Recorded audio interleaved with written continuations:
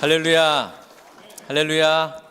2025년도 새 주일 예배 함께 하신 여러분들 주님의 이름으로 축복합니다.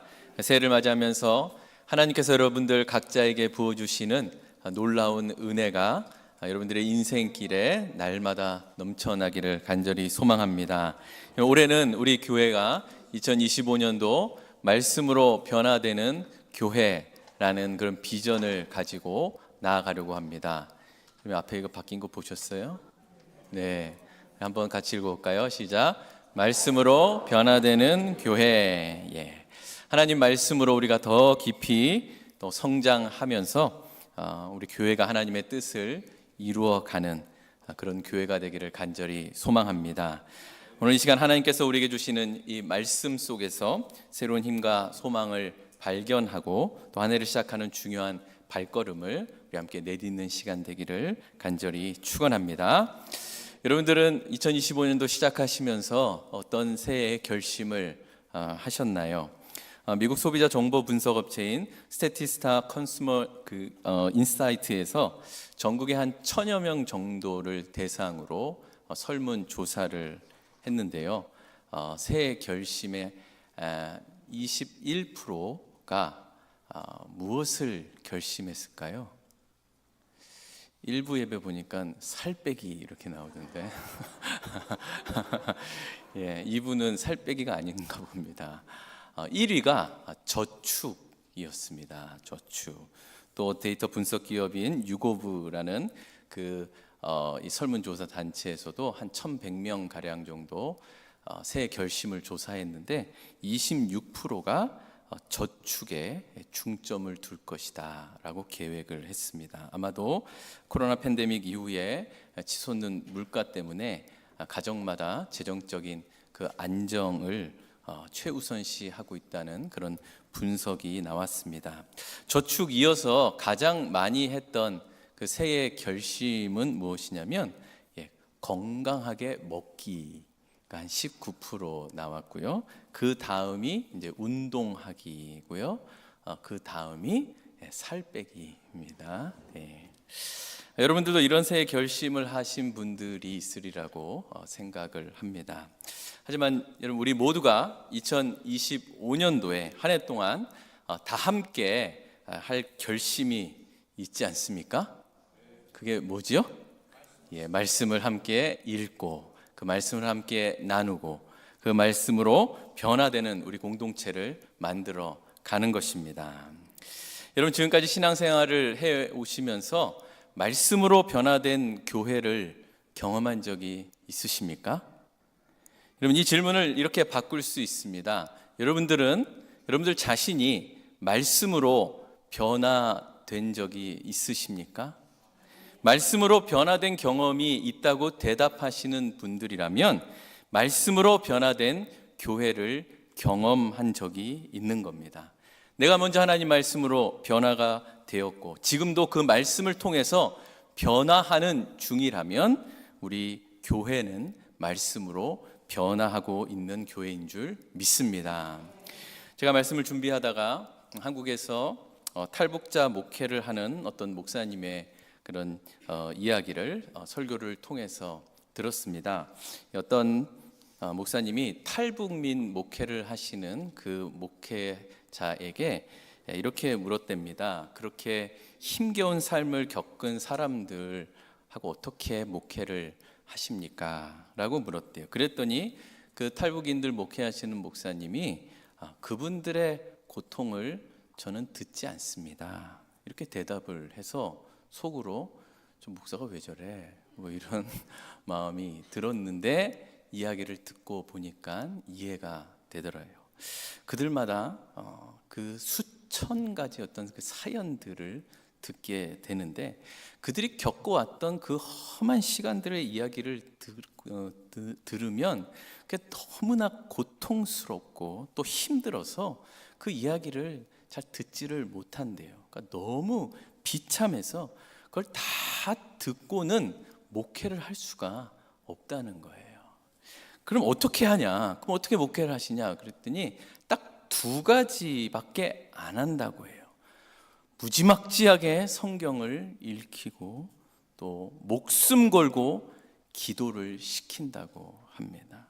말씀을 읽게 하고 기도를 시키는데, 그러던 가운데 이 말씀 자체에 하나님의 이 권능이 있기 때문에 그 말씀 안에 그들이 들어가게 되면, 또한 그 말씀을 붙들고 기도하게 될 때 성령께서 그들의 심령에 역사하셔서 그 깊고 깊은 그 상처와 그 괴로움과 그 아픔을 하나님의 성령께서 치유하시고 회복시키신다는 거예요.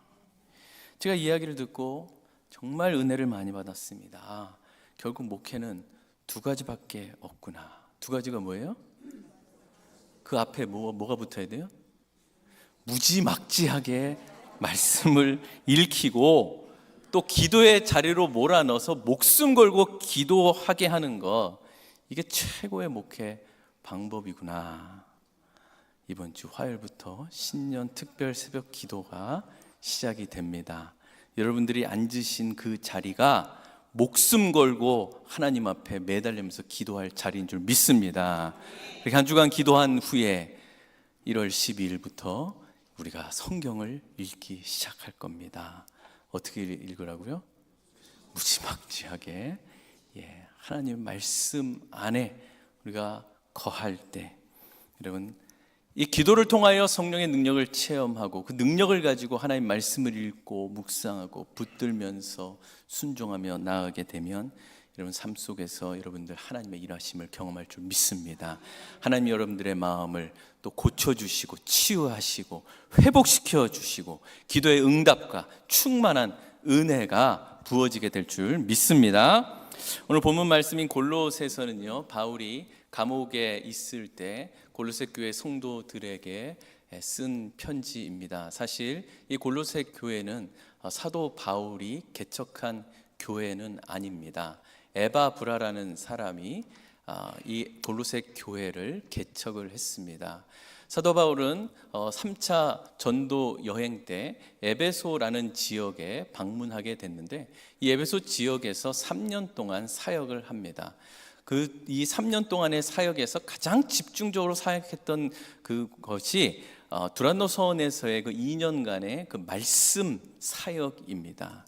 이 말씀 사역이 얼마나 놀랍게 나타났는지 그 골로새 주변의 모든 지역에 하나님의 말씀으로 인한 성령의 역사가 나타나기 시작해서 많은 지역에서 그 에베소 지역, 그 두란노 서원으로 몰려들기 시작했습니다. 거기서 복음을 듣고 회심하고 또한 그 회심한 영혼들이 각지에 흩어져서 하나님의 사람으로 살게 되면서 복음이 자연스럽게 역사하게 됩니다.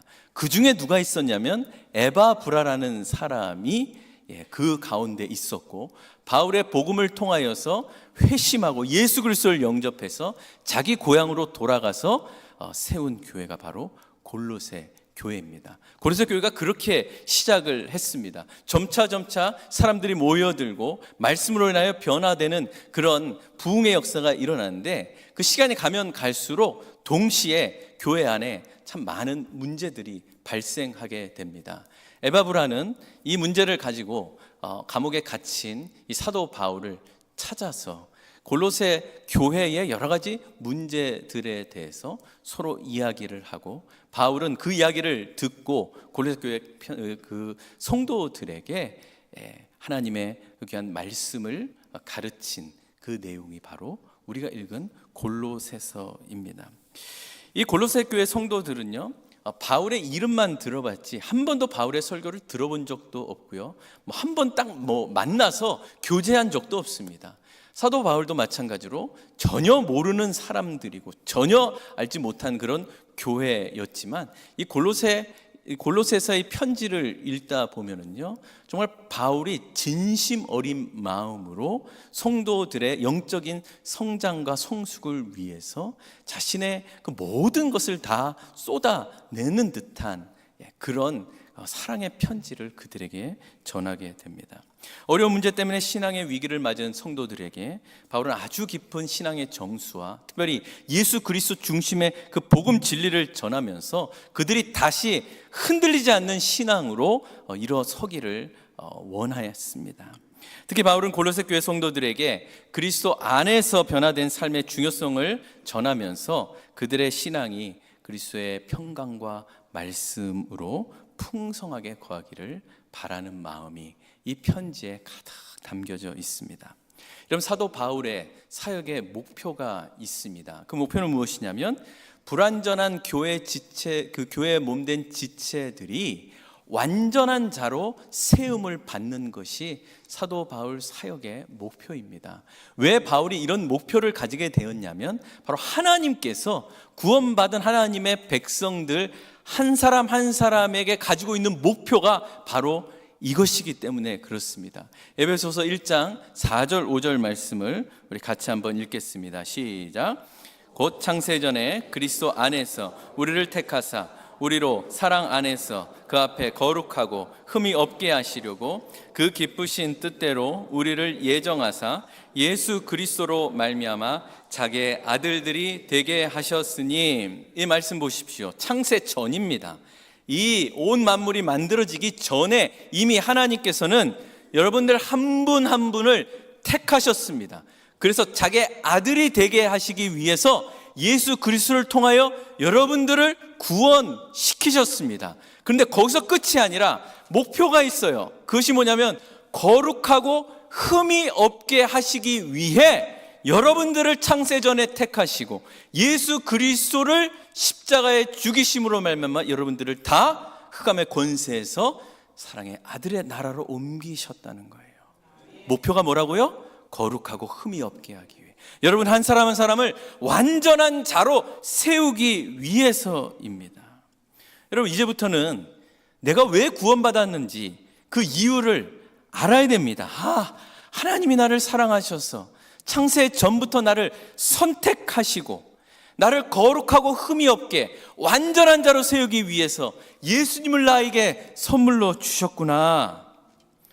여러분, 옆에 분들에게 알려주세요. 하나님이 나를 거룩하게 흠이 없게 하시기 위해 구원하셨대요. 하나님이 나를 완전한 자로 세우기 위해서 예수님을 나에게 구원의 선물로 주셨대요. 옆에 분들이 얘기하라니까요. 여러분, 이것을 우리가 기억하지 않으면 안 돼요. 하나님의 목표가 있습니다. 우리 한 사람 한 사람이 완전한 자로 세워지는 겁니다. 그래서요, 이 성도들을 완전하게 하기 위한 최고의 교육 방법으로 하나님이 우리에게 주신 것이 있습니다. 그게 바로 성경 말씀입니다.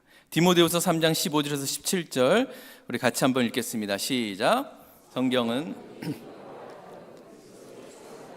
믿음으로 말미암아 구원에 이르는 지혜가 있게 하느니라. 모든 성경은 하나님의 감동으로 된 것으로 교훈과 책망과 바르게 함과 의로 교육하기에 유익하니 이는 하나님의 사람으로 온전하게 하며 모든 선한 일을 행할 능력을 갖추게 하려 함이라. 이 말씀에서 하나님께서 우리에게 성경을 주신 목적을 딱 두 가지로 요약할 수 있습니다. 첫 번째는 구원이고 두 번째는 성화입니다. 예수 그리스도를 믿지 않는 불신자들에게는 이 성경을 통하여서 구원에 이르는 지혜를 얻게 만듭니다. 여러분, 그래서 믿지 않는 자들이 성경을 읽으면 예수를 믿게 됩니다. 여러분, 믿으십니까? 예. 그 목적이 있어요. 두 번째는 성화를 위해서요. 이미 이제 예수 그리스도를 믿는 자들은 거기서 끝나는 것이 아니라 하나님의 사람으로 온전하게 하며 모든 선한 일을 행하기에 합당한 능력을 갖추게 만드는 것이 이 하나님의 말씀입니다. 예수님을 믿고 그리스도인 된 성도들은 이제 우리의 인격과 이 생활, 이 두 가지 면에서 온전해져야 되는 거예요. 그게 하나님이 우리에게 허락하신 그 계획과 목적대로 살아가는 겁니다. 그러니까 성경을 읽지 않으면, 성경을 닫아버리면 하나님이 우리를 향해 계획하신 그 목적을 우리가 모르고 살 그런 존재가 되는 거예요. 그 목표가 있는데도 불구하고 우리가 성경을 관심을 두지 않으면 그 하나님의 계획, 나는 그냥 무시하고 살 거야, 하나님을 거절하는 그런 일들과도 같다는 말씀입니다. 여러분, 인생의 참된 의미와 참된 행복은 이 온 세상을 창조하시고 또한 타락한 인생들에게 구속과 완성이라는 하나님의 그 원대한 계획 안에서 우리의 인생의 참된 의미를 찾아야 합니다. 그리고 교회는 하나님의 말씀과 사랑으로 잘 가르쳐서 온전하고 성숙한 사람으로 자라도록 돌봐야 될 책임이 교회에게 있습니다. 바울은 골로새 교회 성도들에게 오늘의 이 말씀을 전하면서 성도 한 사람 한 사람이 온전해지지 않고서는 교회가 온전함을 이룰 수 없다고 이야기합니다. 교회가 온전해질 때 비로소 성도가 성도다워지고 교회가 교회다워질 수 있다고 권면하는 것이죠.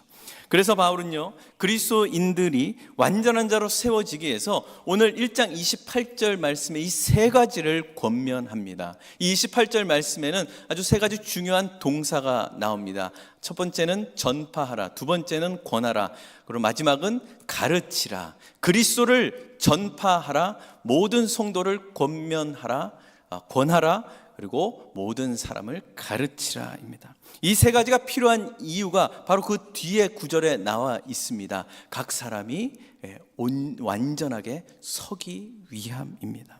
첫 번째로 그리스도를 전파하라고 합니다. 이 한글 성경에는 전파라고 나오지만 정확한 의미는 선언이고 선포입니다. 선포는 무엇이냐면 어떤 사실에 대해서 동의를 구하거나 아니면 설득하기 위해서 이렇게 논의를 하는 그런 것이 아니라 그 사실에 대해서 모든 사람들이 듣고 알 수 있도록 권세를 가지고 권위를 가지고 선포하고 공포하는 것을 말합니다.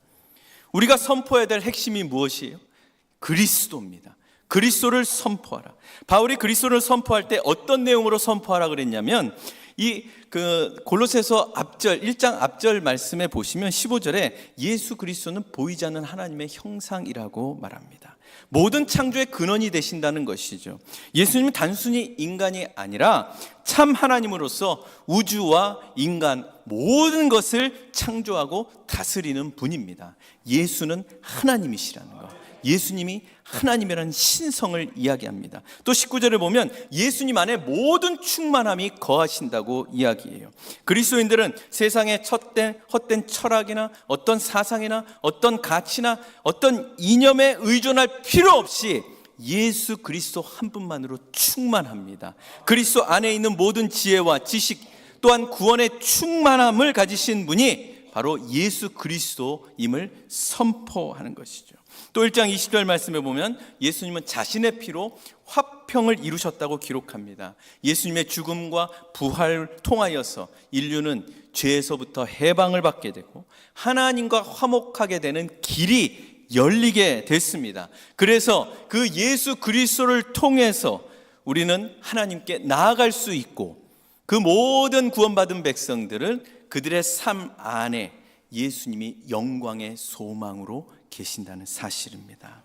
결국 바울이 선포한 내용은 예수 그리스도가 누구신가, 예수님이 어떠한 일을 행하셨는가, 그리고 예수 안에 누리는 성도들의 새로운 삶이 무엇인가라는 그 복음 전체를 이야기합니다. 여러분, 이 선포는요 단순히 지식을 전달하는 데 목적이 있는 것이 아니라 성도들의 삶을 변화시키고 하나님 나라를 확장하는 가장 강력한 메시지가 됩니다. 이것이 바로 그리스도를 선포하라는 명령의 내용입니다. 여러분, 교회의 가장 중요한 사명은 그리스도를 선포하는 것입니다. 교회가 그리스도를 선포하지 않으면 여러분, 믿지 않는 자들은 예수님을 만날 수가 없습니다. 교회가 예수 그리스도를 선포하지 않으면 믿지 않는 자들이 교회에 올 수가 없습니다. 여러분, 불신자들의 구미를 당기는 어떤 것을 교회가 준비한다고 여러분 허물과 죄로 죽은 영혼들이 생명을 얻겠습니까? 아니요, 예수 그리스도를 선포해야만 죽은 영혼들이 살아납니다. 생명이 나타납니다. 만약에 그랬다면 사도 바울의 메시지도 완전히 달라졌겠죠. 사도 바울이 고린도 교회 성도들에게 이렇게 선포하고 있습니다. 고린도전서 1장 21절 말씀 같이 읽겠습니다. 시작. 하나님의 지혜에 있어서는 하나님을 알지 못함으로 하나님께서 전도에 미련한 것으로 믿는 자들을 구원하시기를 기뻐하셨도다.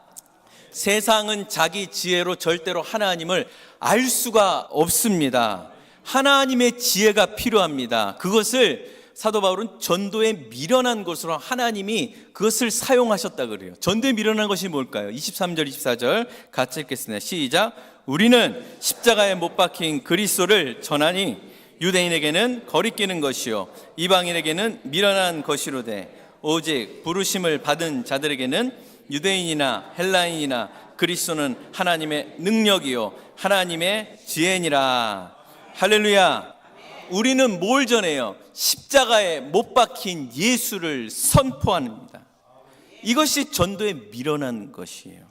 그러나 선포된 그리스도는 주 있는 영혼에게 길이요 진리요 생명이 되어 주십니다. 그것이 하나님의 능력이고 하나님의 지혜입니다. 그리스도를 선포할 때 성령이 역사합니다.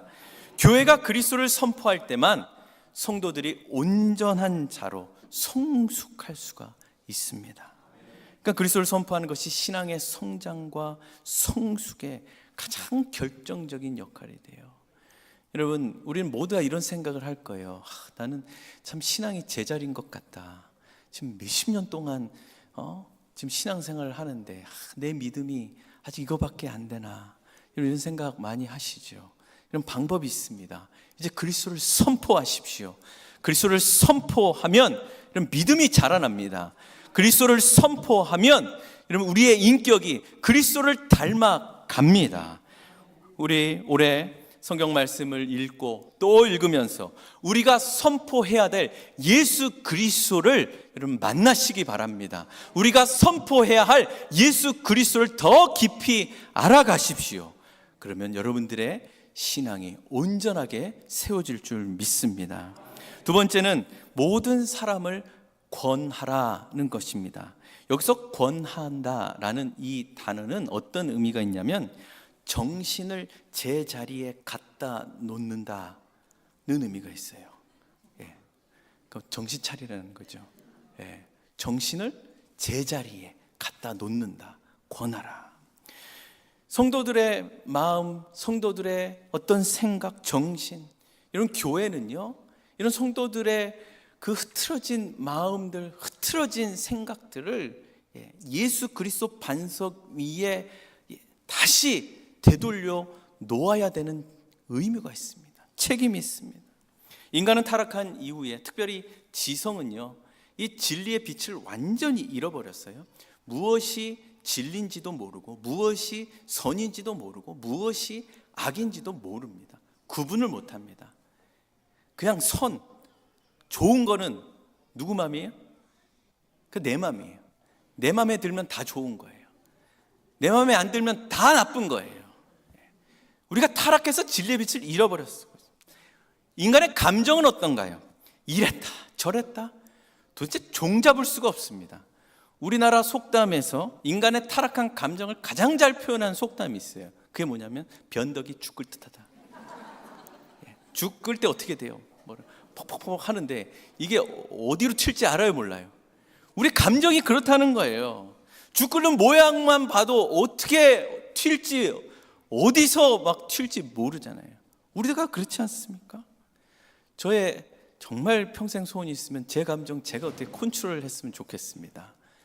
저보다 연배가 많으신 분들 저에게 좀 가르쳐 주십시오. 어떻게 해야지 감정을 컨트롤할 수 있는지.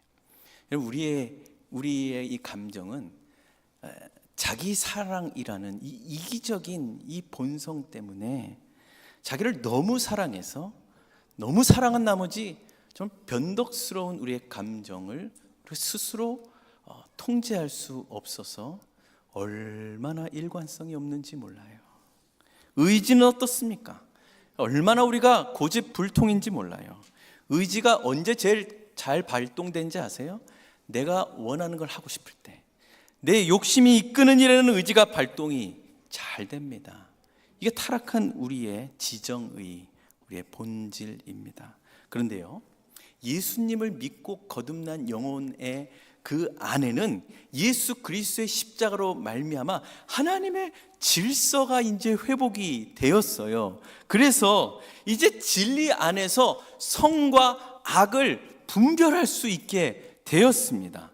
그리고요, 예전에는 내 맘이야 이거였는데 이제는 하나님의 마음이 어떨까라는 것을 생각할 수 있는 존재가 되어 버렸습니다.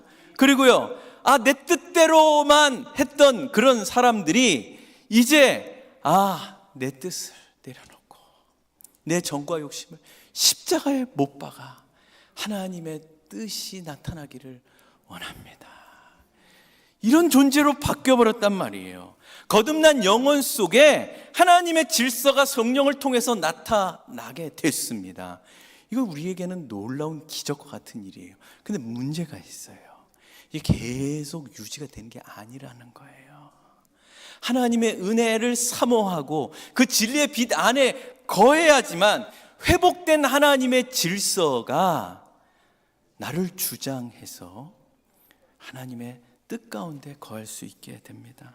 우리는 여전히 죄성을 가지고 있는 존재이기 때문에 우리는 새로운 피조물로서 이제 아름다운 영혼의 집이 세워졌습니다. 그러나 이 죄된 이 죄의 잡초들이 얼마나 많이 끊임없이 올라오는지 몰라요. 그냥 잠시만 놔뒀다 하면 그냥 막 올라와서 하나님이 아름답게 지어진 이 영혼의 집을 지저분하게 만들고 더럽히고 보기 안 좋게 만들고, 너무나 그것을 처리하지 않으면 이게 내 집인지 하나님의 집인지 구분하지 못할 정도로 죄가 그 사람을 사로잡을 때가 많이 있습니다.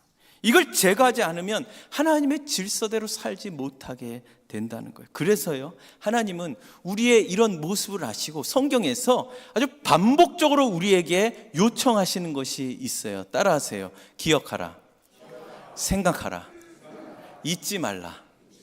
뭘 생각해요? 하나님이 나를 얼마나 사랑하시는지, 하나님이 우리를 사랑하셔서 무슨 일을 행하셨는지 기억하라. 무엇을 생각해요? 예수 그리스도께서 나를 위하여서 무슨 일을 행하셨는지, 왜 나를 위해서 십자가에 못 박혀 돌아가셨는지 생각하라는 거예요. 세 번째로 뭐 하라고요? 잊지 말라. 나를 살리신 예수님 때문에 이제 내 안에 성령님이 계신다. 성령님이 늘 함께 하신다. 잊지 말아라. 성경은 반복해서 기억해라, 생각하라, 잊지 말아라 하면서 여러분 우리를 은혜 안에 거하게 하십니다. 아무도 우리 대신해서 우리의 마음과 생각을 제 자리에 갖다 주지 않아요. 기억하고 생각하고 잊지 않기 위한 최고의 방법이 뭡니까? 하나님 말씀을 읽는 겁니다. 말씀을 깊이 묵상하고 그 말씀대로 살기 위해 우리가 간절히 기도하며 순종하는 일이야말로 우리의 생각과 우리의 마음을 마땅히 있어야 될 그 자리로 다시 갖다 놓는 가장 좋은 방법이고 여러분 가장 유일한 방법입니다. 그래서 각 사람을 권하라라는 이 명령은 우리 모두 그리스도의 몸된 지체로서 우리가 다 함께 말씀을 읽으면서 우리의 영혼과 우리의 마음과 우리의 생각을 한순간이라도 놓치지 않으시는 그 하나님의 은혜를 기억하고 생각하고 잊지 말라고 서로 권하는 그런 명령이에요. 그래서 혹시 나부터 마음이 혼란스럽고 정신을 잃을 정도로 어렵고 그러면은 무엇을 해야 돼요? 말씀을 펴서 읽기 시작하십시오. 하나님, 내가 그 하나님을 기억합니다. 예수님을 생각합니다. 내 안에 성령님 함께 하시는 걸 잊지 않습니다. 그러면 우리 생각이 하나님의 질서대로 다시 회복이 된다는 것입니다. 그럴 때 교회된 우리 모두가 온전하게 서가게 될 줄 믿습니다. 마지막으로 모든 사람을 가르치라는 명령입니다. 가르치다라는 것은 사람들이 몰랐던 어떤 것을 알게 해주거나 혹시 잘못 알았던 것을 바로 알게 고쳐주는 것을 말합니다. 그리스도인으로서 예수님의 온전하심을 담기 위해서는 진리이신 예수님을 배우려는 마음이 가장 먼저 우리에게 있어야 됩니다. 예수님을 배우려는 마음이 없으면, 다시 말해서 가르침을 받지 않는다면 성도는 결코 온전해지지 않습니다. 사도행전 2장 말씀에 보면은 사도 베드로가 성령의 권능을 받고 나가서 이제 복음을 전파합니다. 많은 사람들이 회심을 합니다. 그래서 예수 그리스도를 자신의 주인으로 고백하고 세례를 받습니다. 그 3,000명이나 되는 사람들이 이제 교회가 됐습니다. 그러고 나서 가장 첫 번째 무엇을 했는지 아십니까? 그들이 사도들의 가르침을 받아 전혀 기도에 힘쓰니라. 사도들의 가르침을 받은 이 초대교회 성도들, 그 다음 말씀들이 어떤 내용이 나오냐면 정말로 천국의 모습이 나옵니다. 온전해지고 완전히 서 나가는 모습입니다. 교회는 반드시 가르침이 있는 교회가 되어야 합니다. 가르침이 있는 교회라는 것은 진리의 핵심인 이 성경 말씀 앞에 무릎을 꿇고 순복하고 순종하고 복종하면서 성경을 통해 자신을 늘 되돌아보고 예수 그리스도의 인격과 성품을 담기 위해 날마다 나는 죽노라, 이 고백에 있는 교회가 바로 가르침이 있는 교회입니다. 여러분, 이제 성경 말씀을 하루 분량을 읽고 나서 제일 끝에 꼭 이 고백을 하십시오. 따라하십시오. 나는 날마다 죽노라. 나는 날마다 죽노라. 제일 끝에 이거 꼭 하세요. 네. 이거 하다 보면은 이제 그 다음 말이 자연스럽게 떠오를 거예요. 나는 죽고 예수로 산다. 여러분, 이 가르침은 반드시 온전한 그 성장을 위해 가장 필수적인 것입니다. 말씀의 가르침을 받는 것. 근데 이 가르침을 받게 되면 반드시 열매가 맺혀지게 됩니다. 열매가 자연스럽게 나와요. 행함이 나타난다는 거예요. 어떤 행함이냐? 바로 사랑입니다. 사랑의 수고, 사랑의 섬김, 사랑의 헌신이 나타나요. 무슨 사랑이에요? 하나님의 사랑이에요. 어떤 사랑이에요? 십자가의 사랑입니다. 사도 바울은 이 하나님의 사랑과 이 십자가의 사랑을 이렇게 알려줬습니다. 고린도전서 13장 4절에서 7절까지 말씀 우리 같이 읽겠습니다. 시작. 사랑은 오래 참고, 사랑은 온유하며, 시기하지 아니하며, 사랑은 자랑하지 아니하며, 교만하지 아니하며, 무례히 행하지 아니하며, 자기의 유익을 구하지 아니하며, 성내지 아니하며, 악한 것을 생각하지 아니하며, 불의를 기뻐하지 아니하며, 진리와 함께 기뻐하고, 모든 것을 참으며, 모든 것을 믿으며, 모든 것을 바라며, 모든 것을 견디느니라. 아멘. 이 사랑이 나타나요. 교회의 영적 건강도는 사람의 숫자에 있지 않습니다. 바로 이 사랑이 나타나느냐 나타나지 않느냐에 있습니다. 내 자신이 얼마나 하나님 앞에 영적으로 깨어 있느냐, 건강하느냐, 바로 내가 다른 사람들에게 보인 그 사랑에 있습니다. 오래 참고, 온유하고, 시기하지 않고, 자랑하지 않으며, 성내지도 않고, 무례히 행치 않고, 자기의 유익을 구하지 않고, 불의를 기뻐하지 않고, 진리와 함께 기뻐하고, 모든 것을 참고, 모든 것을 믿고, 모든 것을 바라고, 모든 것을 견디는 것. 이거 우리가 할 수 있을까요? 우리가 못해요. 우리가 못합니다. 근데 할 수 있는 방법 한 가지밖에 없어요. 가르침을 받으면, 예수님에게 배우면 우리는 성령께서 그 열매를 나타내 보이십니다. 이런 죽음보다 강한 사랑의 역사가 교회를 통해 온전히 나타나기 위해서는 가르침을 받는 저 여러분들 되기를 원합니다. 바울이 골로새 교회 성도들을 향해서 그리스도 안에서 완전한 자로 세움 받기 위해선 세 가지 권면했습니다. 그리스도를 선포하라, 모든 사람을 권하라, 모든 사람들을 가르치라. 우리 교회도 올 한 해 하나님의 이 말씀을 통해서 그리스도를 닮아가는 변화의 삶이 되도록 여러분 결단하시기를 바랍니다. 우리가 말씀을 전하고 배우고 성장하는 가운데 하나님께서 우리 교회를 통해서, 여러분들을 통해서 이루실 놀라운 일들을 기대하시기 바랍니다. 우리 교회를 그리스도 안에서 완전한 자로 세우는 그날까지 말씀 안에서 끊임없이 변화되며 나아가기를 소망합니다. 여러분, 자기만 아는 이기적인 세상 속에서 진리가 무엇인 줄 아는 자로서 예수 그리스도의 사랑을 선포하고 권하며 가르치는 일에 우리 모두가 다 변화의 도구가 되어서 하나님의 영광을 드러내는 우리 모두와 우리 버지니아 장로가 교회가 되기를 주님의 이름으로 축원합니다.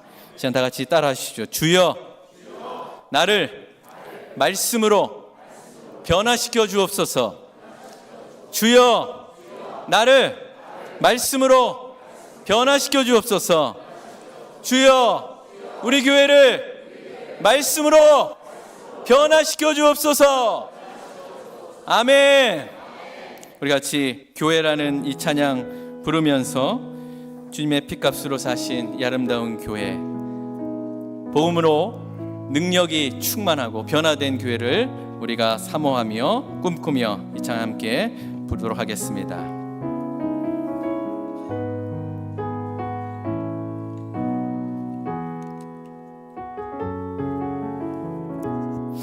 사람이 넘치기보다 사랑이 넘치는 교회. 사람이 넘치기보다 사랑이 넘치는 교회. 섬김을 원하기보다 섬김의 기쁨 알아가는 교회. 세상이 주목하기보다 주님이 주목하는 교회.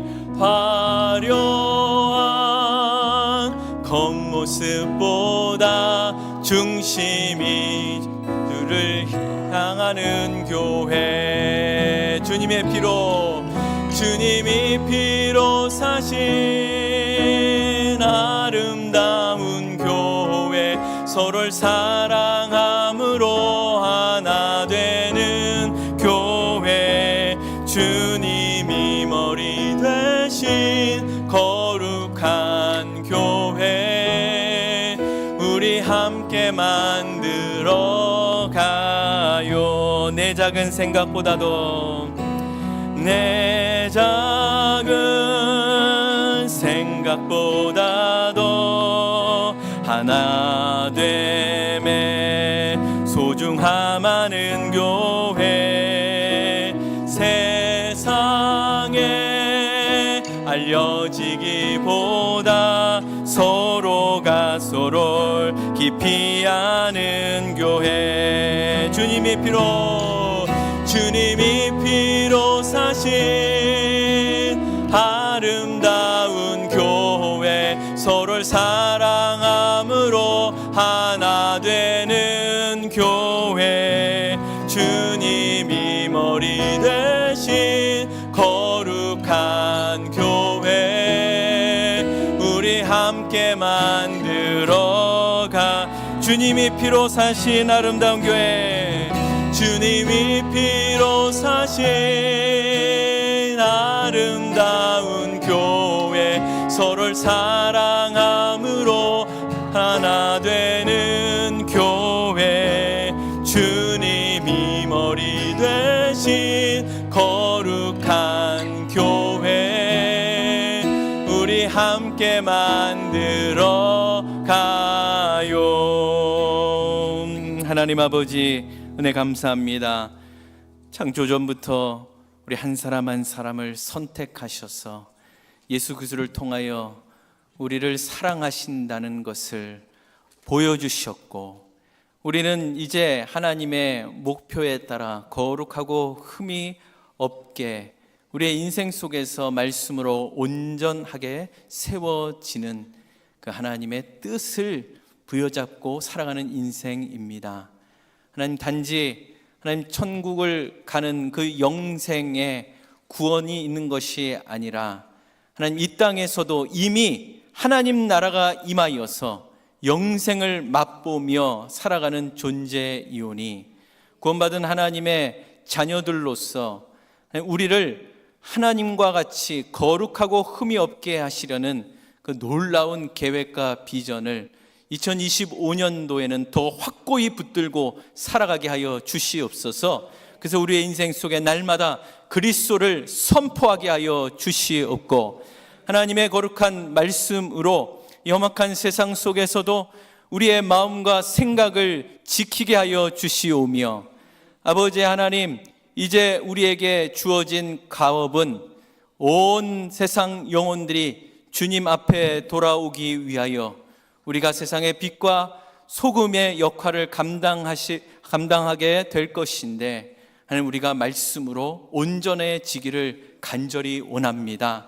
올 한 해 동안 하나님의 말씀을 부여잡고 나가게 하여 주시옵고, 그 말씀 안에 거하게 하여 주시오며, 살아 역사하시는 하나님의 말씀이 내 속에, 내 인생 속에 어떻게 나타나는지 경험하는, 그래서 말씀으로 변화되는 우리의 인생과 교회 되게 하여 주시옵소서. 예수님의 이름으로 기도드리옵나이다. 아멘.